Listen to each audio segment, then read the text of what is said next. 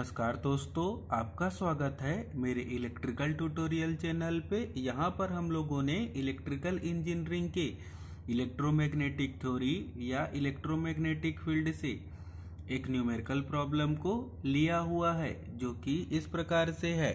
A uniform line charge has rho L is equal to 25 nano coulomb per metre lies on the line x is equal to -3, z is equal to 4 in free space. Find vector E in Cartesian component at first, the origin, second, p1, 2, 15 and 3। तो अब हम लोग इस numerical problem पे देख पाएंगे कि x axis पर कोऑर्डिनेट कितना है -3 और z एक्सिस पर कोऑर्डिनेट कितना है 4। इन दोनों कोऑर्डिनेट से बने हुए लाइन पर हम लोगों को लाइन चार्ज का वैल्यू कितना दिया हुआ है, रो एल का value 25 nano coulomb per metre. तो हम लोगों को इस लाइन चार्ज के कारण पहले ओरिजिन पर इलेक्ट्रिक फील्ड इंटेंसिटी को कैलकुलेट करना होगा और सेकंड पर हम लोगों को पॉइंट P1 जिसका कोऑर्डिनेट 2, 15 और 3 है, हम लोगों को इस पॉइंट पर इलेक्ट्रिक फील्ड इंटेंसिटी को कैलकुलेट करना होगा। तो अब हम लोग इस न्यूमेरिकल प्रॉब्लम पे इनफाइनाइट लॉन्ग लाइन चार्ज के कारण इलेक्ट्रिक फील्ड इंटेंसिटी को कैलकुलेट करने के लिए फॉर्मूले को यूज करना होगा, जो कि कितना होता है। तो लिख पाएंगे vector E is equal to rho L upon 2 pi epsilon 0 r, और इस पर हम लोगों को मल्टीप्लाई करना होगा यूनिट वेक्टर ए आर का। अब हम लोग यहाँ पर पहले पॉइंट के लिए इलेक्ट्रिक फील्ड इंटेंसिटी को कैलकुलेट करेंगे। तो उसके लिए हम लोगों को इस फार्मूले के यूनिट वेक्टर ए आर और आर के वैल्यू को कैलकुलेट करना होगा। और यूनिट वेक्टर ए आर को कैलकुलेट करने के लिए हम लोगों को यहाँ पर पहले वेक्टर आर को कैलकुलेट करना होगा, और वेक्टर आर को कैलकुलेट करने के लिए हम लोगों को पहले पॉइंट के लिए हम लोगों को यहाँ पर ओरिजिन के पॉइंट वेक्टर से लाइन चार्ज के दिए हुए पॉइंट वेक्टर को माइनस करना होगा। तो यहाँ पर हम लोग लाइन चार्ज के लिए पॉइंट वेक्टर को कितना एज्यूम कर लेंगे, आर एल एज्यूम कर लेंगे।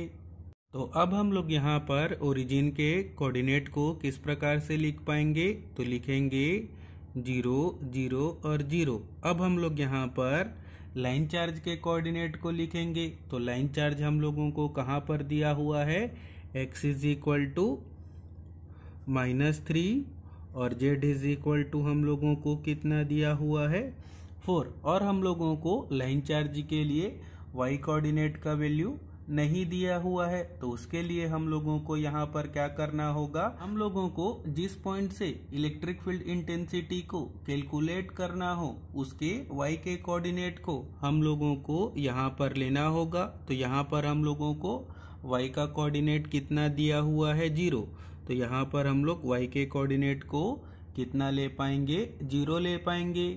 तो जब कभी भी हम लोग ऐसे न्यूमेरिकल प्रॉब्लम को सॉल्व करें और जिस पर हम लोगों को लाइन चार्ज का वैल्यू दिया हो और उस लाइन चार्ज के लिए हम लोगों को 2 कोऑर्डिनेट का वैल्यू दिया हो, और अगर हम लोगों को तीसरे कोऑर्डिनेट को पता करना हो, तो तीसरे कोऑर्डिनेट के लिए हम लोगों को गिवन पॉइंट या जिस पॉइंट से इलेक्ट्रिक फील्ड इंटेंसिटी को कैलकुलेट करेंगे उसके कोऑर्डिनेट को हम लोगों को न्यूमेरिकल प्रॉब्लम सॉल्व करने के लिए लाइन चार्ज के कोऑर्डिनेट के रूप में लेना होगा।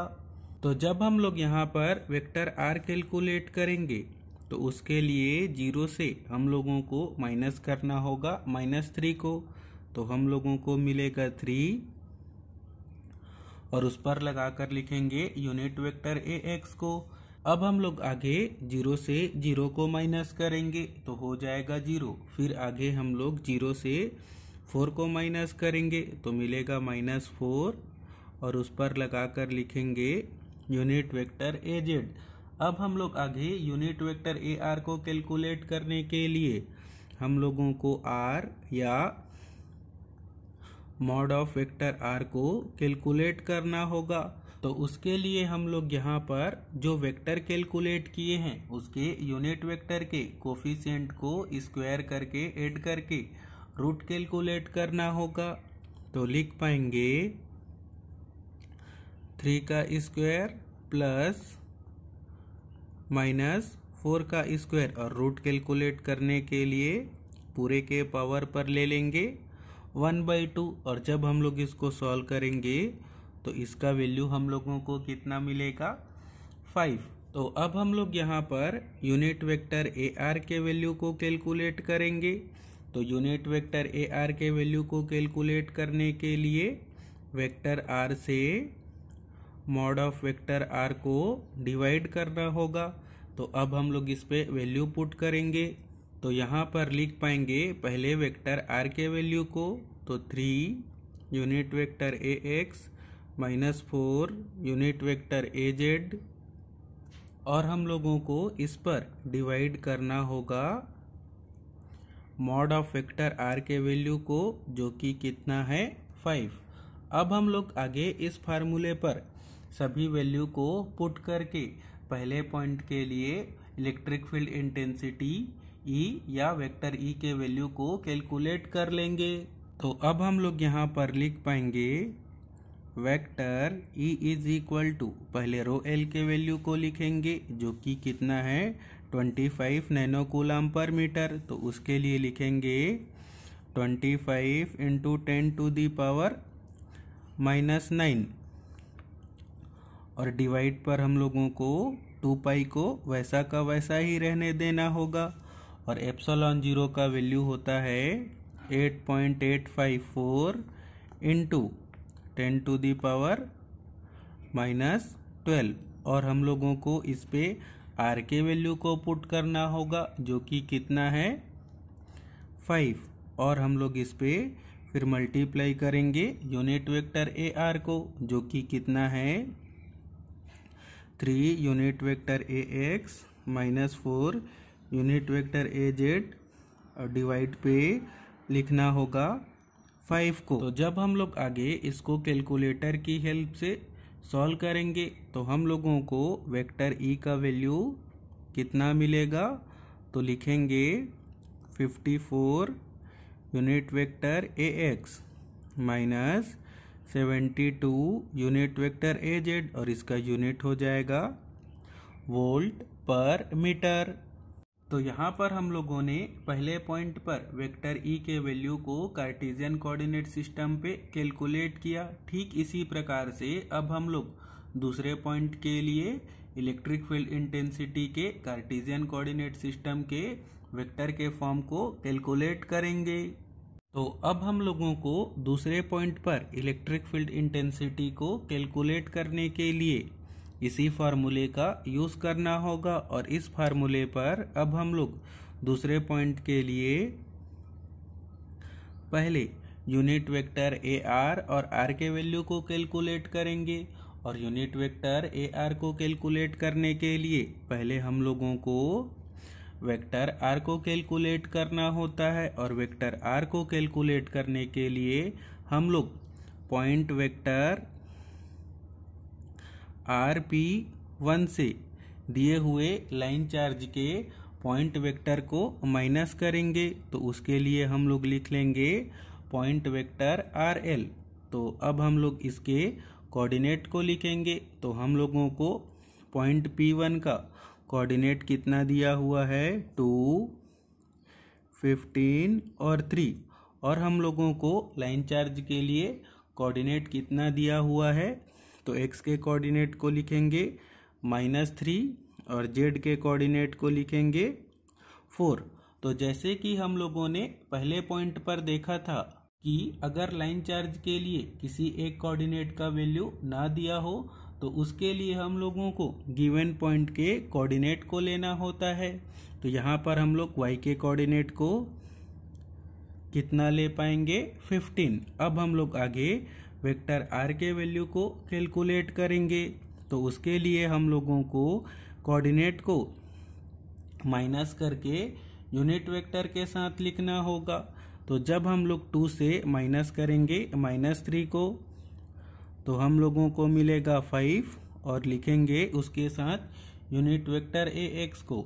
फिर अब हम लोग आगे 15 से माइनस करेंगे 15 को, हो जाएगा 0। फिर अब हम लोग आगे 3 से माइनस करेंगे 4 को, तो हम लोगों को मिलेगा -1 और उस पर लगा कर लिखेंगे यूनिट वेक्टर az को। तो अब हम लोगों को आगे यूनिट वेक्टर ar कैलकुलेट करने के लिए r या मॉड ऑफ वेक्टर r के वैल्यू को कैलकुलेट करना होगा। तो उसके लिए हम लोगों को यहाँ पर यूनिट वेक्टर के कोफिशिएंट का स्क्वायर करके ऐड करके रूट कैलकुलेट करना होगा। तो लिख पाएंगे